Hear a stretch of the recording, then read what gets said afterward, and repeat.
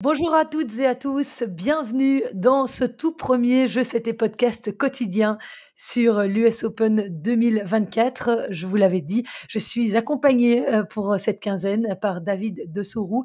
Salut David. Salut Christelle, comment tu vas? Écoute, je t'avoue que la nuit a été un peu courte hein, pour la première de la quinzaine. Tu t'es mis D'ailleurs, à l'heure américaine. Voilà, d'ailleurs, j'ai même pas su ouvrir mes yeux suffisamment grands pour pouvoir mettre mes lentilles. Donc tu vois, tu me vois sous un nouveau look. J'ai pu avoir, David Goffin hier soir aux alentours de 22h, donc il était, 16h chez lui, pour avoir un petit peu ses impressions à la veille de son premier match et c'était super riche. Donc je vous invite tous, si vous avez l'occasion, d'aller écouter, sur toutes les plateformes de podcast ou bien sur YouTube, l'interview de David, juste avant son premier tour face à Alejandro Tabilo. Alors on a été, alertes, hein, hier soir tous les 2 pour regarder un petit peu ce qui se passait cette première soirée à New York. Il a l'air de faire très chaud, 29-30 degrés sur les cours de l'US Open. Et on jouait les matchs du bas de tableau chez les hommes et chez les femmes. Et certains joueurs, Gaël Monfils en tête, n'ont pas hésité à dire justement que il faisait fort humide, que les conditions donc Ouais. étaient assez difficiles. Avant que les matchs ne commencent, il y a eu un premier record, vu que les organisateurs se sont réjouis de ce record d'affluence. Hein. Hier, il y a eu un peu plus de 74 000 spectateurs, donc ce qui est un bon premier jour. Ouais. La session de jour, par exemple, a attiré plus de 42 000 spectateurs.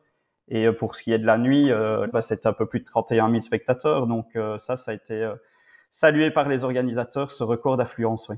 Ouais, parce que c'est, un record absolu pour une session nocturne et ils avaient déjà, pulvérisé les records d'affluence avant même le début, du vrai tournoi, du tableau principal. Puisque pendant les 7 premiers jours de la Fan Week de l'US Open, plus de 215 000 fans ont franchi les portes, du, USTA Billie Jean King National Tennis Center. C'est, vraiment une augmentation, de 37% par rapport à 2023 et c'est important de le dire parce qu'Amélie Mauresmo aussi elle a vraiment essayé d'améliorer les choses pour que la semaine des qualifs soit attractive. Ici, ils ont fait, par exemple, ils ont proposé la gratuité pour tous les fans de tennis. Donc, on voit que la semaine qui précède le grand tableau devient de plus en plus importante et c'est très bien pour tous les joueurs qualifiés qui ont envie aussi de montrer de quoi ils sont capables. Par contre, maintenant, ça va être une autre histoire, vu que les billets à New York sont loin d'être gratuits. Hein. Une session de jour ici pour les premiers tours coûte au minimum $80. Et pour ce qui est de la finale, on démarre à $315, donc c'est pas rien.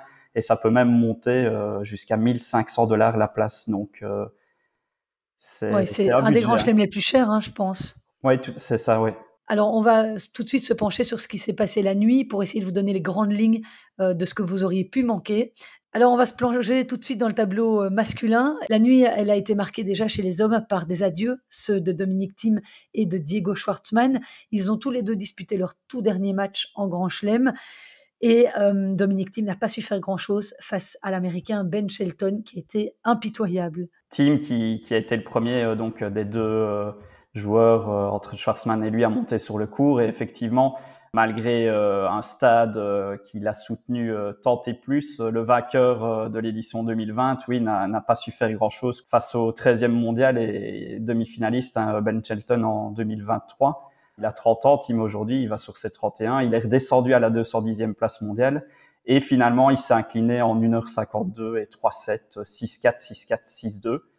Donc, il n'y a pas eu match sur le coup, mais l'émotion n'en était pas moins grande pour l'Autrichien qui a déclaré j'ai connu mon plus grand succès sur ce court et je suis super content d'avoir eu l'opportunité de disputer ce dernier match ici. Les organisateurs, en plus, n'ont pas manqué de le remercier à leur façon, vu qu'ils lui ont offert un cadre avec des photos retraçant ses plus beaux moments à New York. Et en plus, Dominic Thiem, là où il était très heureux, c'est de pouvoir, jouer sur ce court, qui était rempli parce que c'est vrai que quand il a eu, son succès à l'US Open en 2020, c'était en plein Covid. Donc là, on était dans des conditions, complètement différentes. Alors, l'autre joueur à avoir fait ses adieux à l'US Open cette nuit, c'est Diego Schwartzman.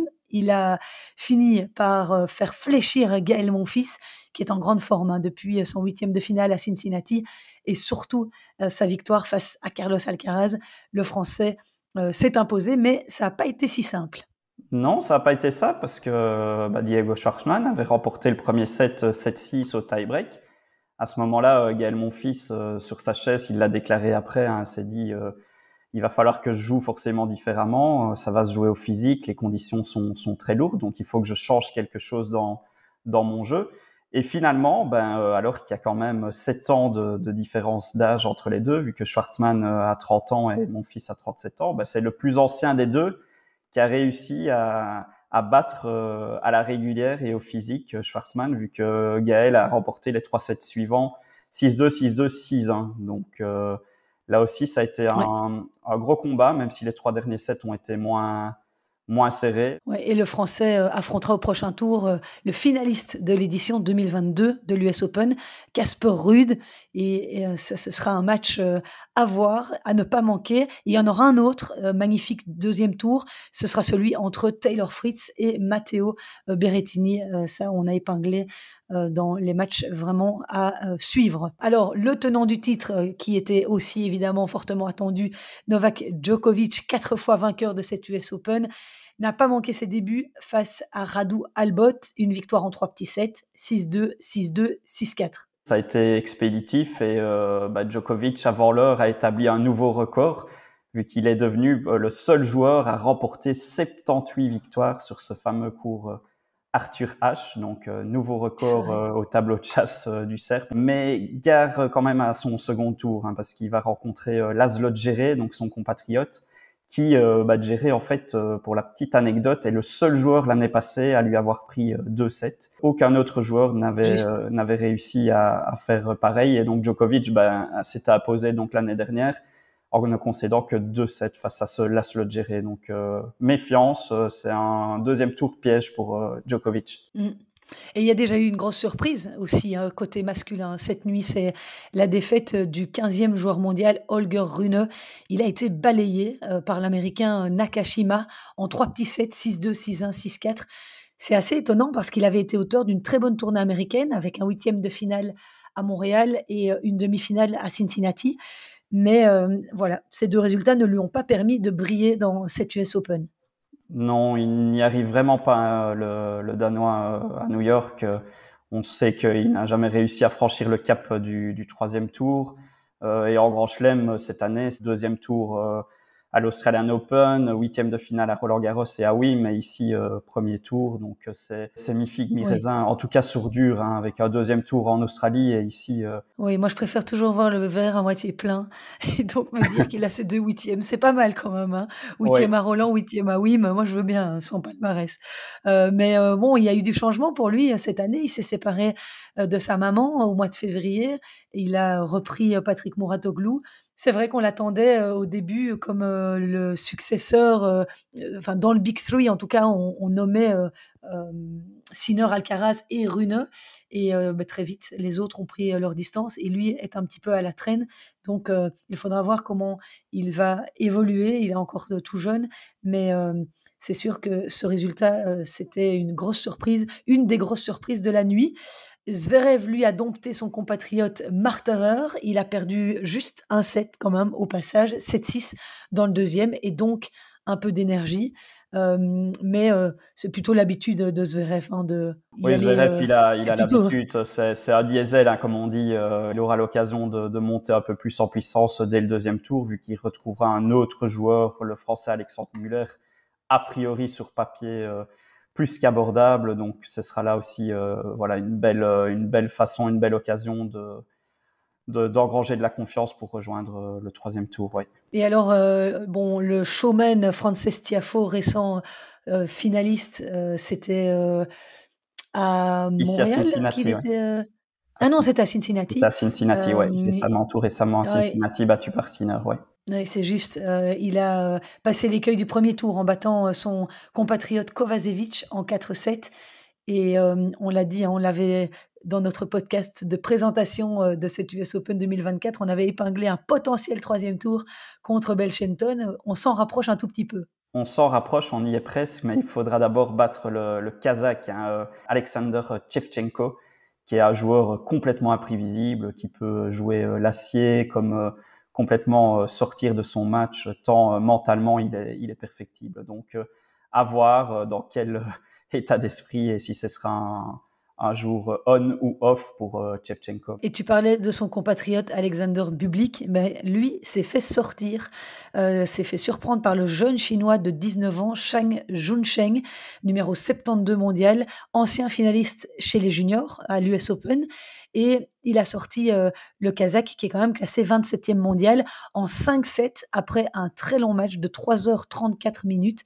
Et la différence ne s'est pas spécialement jouée au service, puisque Zhang a remporté 72% des points sur son premier service contre 83% pour Bublik. On sait que Bublik, une de ses armes, c'est son service. Il a ici commis 10 doubles fautes, mais 22 aces. Je suis pas sûre qu'il ait cassé de raquette. J'ai pas vu son match, mais je ne pense pas qu'on ait vu ça tourner sur les réseaux ce matin. Un des autres matchs en 5-7 de la nuit dans le tableau masculin a été remporté par l'Espagnol Carballes Baena, hein, donc qui a eu beaucoup de difficultés à sortir, à qualifier Jan Schwanski. Et ce qui est amusant justement, c'est que cet Espagnol Carballes Baena jouera contre Junchen Sheng, dont on vient de parler. Ouais, et ils auront tous les deux fait un bon échauffement pour un premier tour. À deux, ils cumuleront donc 17 disputés. Au C'est moins, pas mal. ils seront dans le même état de forme. Ils seront dans le même état de forme. Ouais. Il y a eu d'autres matchs aussi. Hein. On a dénombré 4 autres matchs qui se sont joués en 5-7. Donc, ce qui nous fait un total de 6 matchs, 6 rencontres disputées en 5-7 sur les 32 joués à présent, jusqu'à présent. Et on peut encore juste glisser que les protégés de nos entraîneurs belges, Xavier Malice et Christophe Ligon, ont tous les deux réussi à passer ce premier tour. Alexei Popyrin a battu le Coréen Sun Kwon et Talon Grigspor, lui, a battu l'Indien Sumit Nagal. Et puis, dans le reste du tableau masculin, on va pas tous les citer, mais ça passe pour Rublev, Musetti, Dimitrov, qui a signé d'ailleurs le plus court match du tableau principal masculin jusqu'à présent. Donc, ça passe pour ceux-là, pour les favoris. Alors, chez les dames, eh bien, la première surprise de cette édition 2024 de l'US Open, c'est Maria Sakkari, qui a dû jeter l'éponge, malheureusement, après 41 minutes. Elle était menée 6-2 et visiblement, elle est blessée à l'épaule. C'est ça, oui. Donc, elle a dû abandonner. Maria Sakkari, Vas-y, pardon. dont Julia Canina, hein, le liégeois Julia Canina, fait partie de son staff depuis un petit temps maintenant. Et effectivement, c'est compliqué là ces derniers temps hein, pour Sakkari en Grand Chelem. On se rappelle qu'elle avait été sortie au premier tour à Roland-Garros et bis repetita ici à l'US Open, blessée à l'épaule. Il va falloir voir comment elle se relève de tout ça parce qu'on sait que mentalement ce n'est pas toujours facile pour la Grecque. Et c'est la chinoise Wang Yafan qui a profité de ce forfait. Alors évidemment, Cocorico, nos deux Belges ont signé de très très belles performances et c'est ce qui nous a fait veiller tard, notamment qualification d'Elise Mertens. Elle a bataillé pendant plus de 2h30 pour venir à bout de Kudermetova, la Russe. Les choses avaient pourtant pas très bien commencé pour notre numéro 1. Elle avait perdu le premier set 6-3, mais elle a peu à peu trouvé les outils pour sortir des griffes de la joueuse russe avec cette victoire en 3-7, 3-6, 6-4, 6-3. On en avait parlé, Christelle, lorsqu'on a enregistré le podcast pour présenter justement cette 4e levée du Grand Chelem, et on avait dit hein, que c'était vraiment un match piège face à cette Russe qui a été, il faut le rappeler, 9e mondiale elle a terminé l'année à la 9e place mondiale en 2022. Donc ça s'est avéré juste. Après avoir perdu le premier set, Elise a dû trouver des ressources. Et heureusement pour elle, elle s'en sort, mais ça n'a pas été facile. Et Grete Minen a aussi signé une très belle performance, hein, la protégée de notre consultant Philippe Dehaas, que je salue au passage. Elle a éliminé Magdalena Fresh, 43e joueuse mondiale. Ça, c'est vraiment une belle performance pour Grete. 7-5, 7-5. Elle y est allée au mental parce que c'était pas un match évident. Grete a gagné le premier set, puis elle s'est envolée dans le deuxième set vu qu'elle menait 4-0. Et pourtant, elle s'est fait peur. Fresh est remontée à 4 partout. Donc, à ce moment-là, je me suis dit, oulala, aïe, j'espère que tout va bien se passer pour Grete.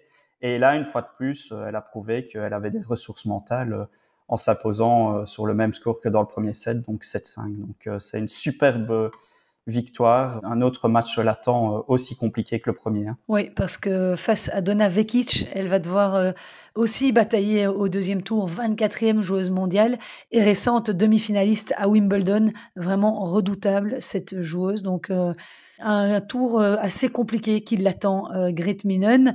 Alors les favorites, elles n'ont pas perdu de temps en chemin. La tenante du titre, Coco Gauff, a infligé une correction 6-2, 6-0 à la française Varvara Gracheva en 1 heure 7 minutes. Coco Gauff, j'ai vu passer pas mal de trucs sur les réseaux sociaux. Elle est un peu là en messie. Hein. C'est la star depuis qu'elle a remporté l'US Open l'année dernière. Tout le monde l'attend. Alors, elle avait dit en conférence de presse qu'elle ne sentait pas spécialement la pression plus que l'année passée, mais tout le monde aimerait la voir rebriller encore une fois à New York. Bon, elle a bien tenu son rang au premier tour. Ça passe également pour Kasatkina et Elina Svitolina, même si elle a dû batailler en 3-7, l'Ukrainienne. Et j'étais assez impressionnée avec son jeu vers l'avant.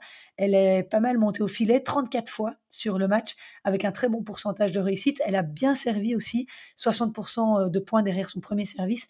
Voilà une conquérante, Elina Svitolina, vers le filet pour entamer cette US Open. Et pour revenir à Coco Gauff, elle est rentrée dans l'histoire ce lundi 26 août 2024, vu qu'elle est devenue la première joueuse à avoir participé à plus de 6 reprises au tableau principal de l'US Open avant l'âge de 21 ans, depuis une certaine Martina Hingis en 2001. Oui, c'est vrai que Coco Gauff, elle est tellement jeune, on a l'impression qu'elle est là depuis toujours, C'est mais faux. c'est tellement elle a été précoce et tellement elle a commencé jeune et à 16 ans, elle était déjà sur le circuit, 15 ans même. 15 ans, oui. Donc elle risque aussi d'accumuler les records, cette brillante joueuse.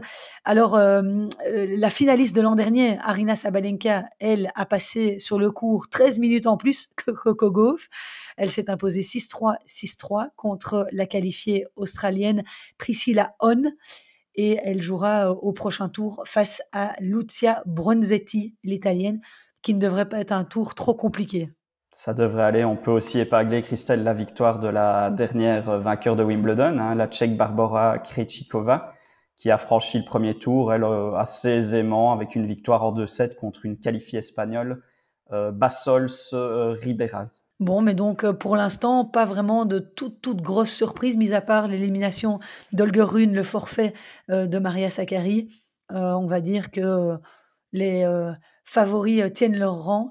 Et c'est vrai que les premiers jours sont toujours, on doit avoir nos yeux partout. Hein. Je sais pas toi, mais moi j'ai une tablette, j'ai mon téléphone, j'ai mon écran là, j'essaye d'avoir les yeux un petit peu partout, mais c'est pas évident. Et d'ailleurs, j'ai eu quelques questions sur le sujet des auditeurs qui demandaient mais où peut-on regarder les matchs des Belges?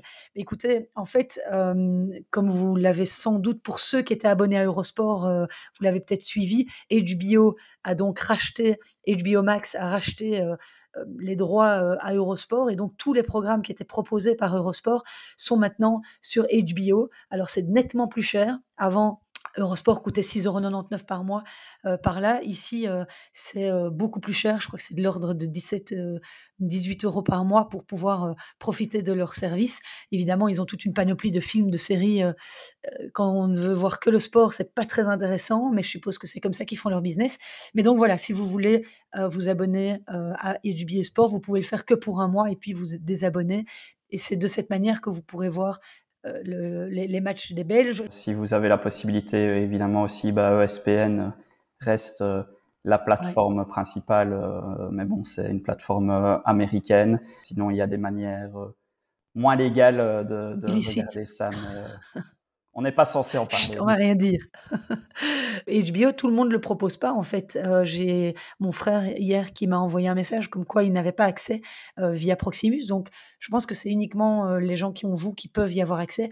Alors ça, pour ça, c'est vraiment des spéculations. Je ne suis pas sûre, mais moi je peux l'avoir et lui non. Donc il doit y avoir encore des subtilités de ce côté-là.